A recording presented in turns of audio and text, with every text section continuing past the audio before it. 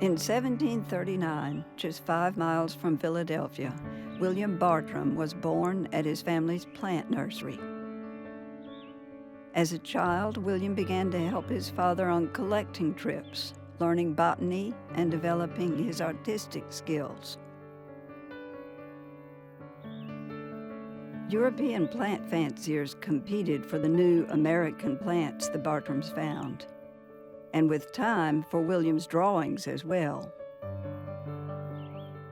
Not a man cut out for the ordinary jobs of colonial America, William matured into an extraordinary naturalist.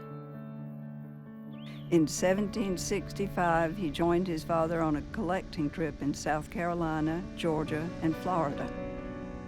What William saw there inspired him to return. And so, 1 month before his 34th birthday, he set off on the travels that would consume him for nearly 4 years. From the barrier islands of Georgia to the Mississippi River, from the headwaters of the St. Johns to the heights of the North Carolina Blue Ridge. In 1791, he published a chronicle of his trip, The Travels, which continues to fire the imaginations of all who love southern landscapes. The attention of a traveler should be particularly turned to the various works of nature, to mark the distinctions of the climates he may explore, and to offer such useful observations on the different productions as may occur. This world, as a glorious apartment of the boundless palace of the sovereign Creator, is furnished with an infinite variety of animated scenes, inexpressibly beautiful and pleasing, equally free to the inspection and enjoyment of all his creatures.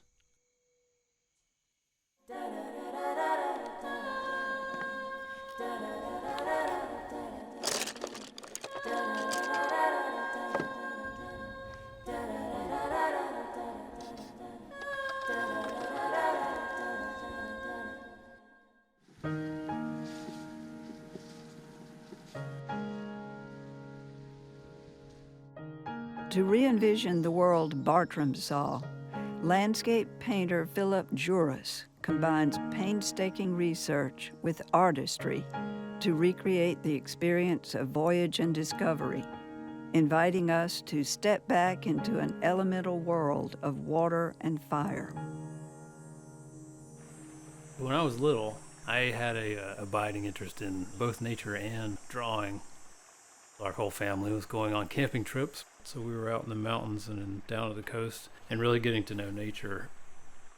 Those two things eventually kind of came together later on. I first learned about Bartram from a copy of the travels that my mother had. I was interested in the way things used to be.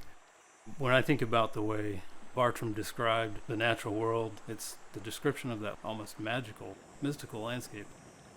I don't want to try to recreate his experience. I'm just more interested in recreating my experience of what I might have seen if I were with him.